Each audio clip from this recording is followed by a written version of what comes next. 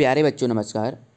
आज की इस वीडियो में आपको जो आपका मध्य प्रदेश राज्य शिक्षा केंद्र द्वारा 8th ग्रेड अभ्यास पुस्तिका जारी की गई हैं, तो इस वीडियो में आपके लिए जो आपका अध्याय 2 है समाज विज्ञान का सॉल्यूशन लेकर आ चुके हैं। और अध्याय 1 का हमने सॉल्यूशन बता दिया है। अगर आपने वीडियो नहीं देखी है तो आपको क्या करना है, चैनल पर जाकर देख लेना है या फिर आपको लिंक डिस्क्रिप्शन बॉक्स में देखने को मिल जाएगी। ठीक है, तो चलिए देखते हैं क्वेश्चन क्या क्या दिए गए हैं। तो यहाँ पर अध्याय 2 है ब्रिटिश प्रशासन नीतियाँ और प्रभाव। तो इनके इस क्वेश्चन जो हमें इस चैप्टर में जो क्वेश्चन दिए गए हैं ये आप देख पा रहे हैं, इसके आंसर आपको यहाँ पर मिलने वाले हैं। ठीक है, ये आपको हम यहाँ पर देखिए प्रश्न जो पृष्ठ क्रमांक कितना 100 ये आपका है 109 से कहाँ तक सॉल्व करेंगे इस वीडियो में 109 से 111 तक आपको पूरा क्वेश्चन सॉल्व करके बताया जाएगा, इसलिए वीडियो को पूरा देखना है। ठीक है, देखिए क्वेश्चन क्या है, दोहरा शासन प्रबंध से क्या आशा है। तो पहले क्वेश्चन देख लीजिए, आंसर भी आपको इसी वीडियो में बताए जाएंगे। दूसरा, दोहरी शासन व्यवस्था से बंगाल की जनता पर क्या प्रभाव पड़ा। और तीसरा क्वेश्चन है रेगुलेटिंग एक्ट के प्रमुख उद्देश्य क्या थे। तो यहाँ पर आप क्वेश्चन तो मैंने पहले ही बता दिए, ये देख लीजिए इस प्रकार से। आप चलिए आंसर देख लेते हैं इन क्वेश्चन के। यहाँ पर जो अध्याय 2 है ब्रिटिश प्रशासन नीतियाँ और प्रभाव में पहला क्वेश्चन आपको पूछा गया है, दोहरा शासन प्रबंध से क्या आशय है। तो दोहरा शासन प्रणाली का सिद्धांत तथा प्रत्येक प्रांतीय सरकार के बीच कार्यपालिका शाखाओं का सत्तावादी तथा सामान्यतया उत्तरदायी खंडों में विभाजन दोहरा शासन प्रबंधन से यही इसका आशय है। तो प्रथम खंड का गठन जैसे पहले होता था वैसे ही महारानी द्वारा कार्यकारी पार्षदों की नियुक्ति से किया गया। अब दूसरा क्वेश्चन देखते हैं, दोहरी शासन व्यवस्था से बंगाल की जनता पर क्या प्रभाव पड़ा। तो बंगाल के नवाब के पास शासन का संपूर्ण दायित्व था, परंतु उसके पास ना तो शक्ति थी और ना ही धंधा। परिणाम स्वरूप बंगाल की दोहरी शासन व्यवस्था ने बंगाल की जनता को अपार कष्टों में डाल दिया। प्रश्न 3 की ओर बढ़ते हैं, रेगुलेटिंग एक्ट के प्रमुख उद्देश्य क्या थे।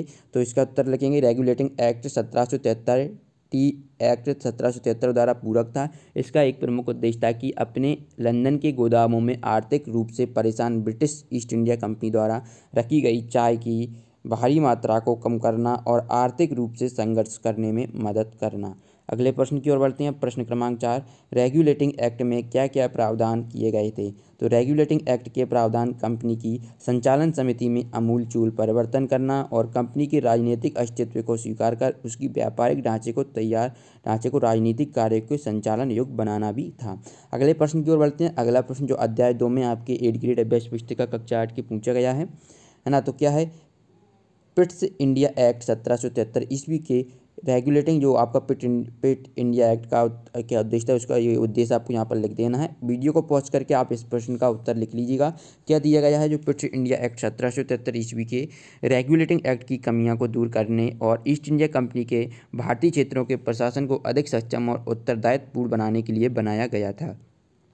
प्रश्न 6 देखिए, कॉर्नवालिस द्वारा स्थापित सिविल सर्विस व्यवस्था की प्रमुख बातें क्या थीं। तो लॉर्ड कॉर्नवालिस ने ब्रिटिश शासन के दौरान भारत में सिविल सेवा की शुरुआत की, जिससे भारत में ब्रिटिश क्षेत्रों का बेहतर ढंग से प्रशासन किया जा सके। कॉर्नवालिस ने अधिकारियों के लिए कठोर नियमों को अपनाया, उनके वेतन में वृद्धि की ताकि वे भ्रष्टाचार से मुक्त हो सके, और साथ ही उसने पदोन्नति की वरिष्ठता से जुड़ा। कोई भी पढ़ाई में डाउट आते हैं तो डाउटन के साथ करिए सभी क्वेश्चनों को आउट। सबसे पहले आप अपने क्वेश्चन की फोटो कीजिए और अच्छी तरीके से क्रॉप कीजिए और तुरंत उसका पाइए वीडियो सॉल्यूशन।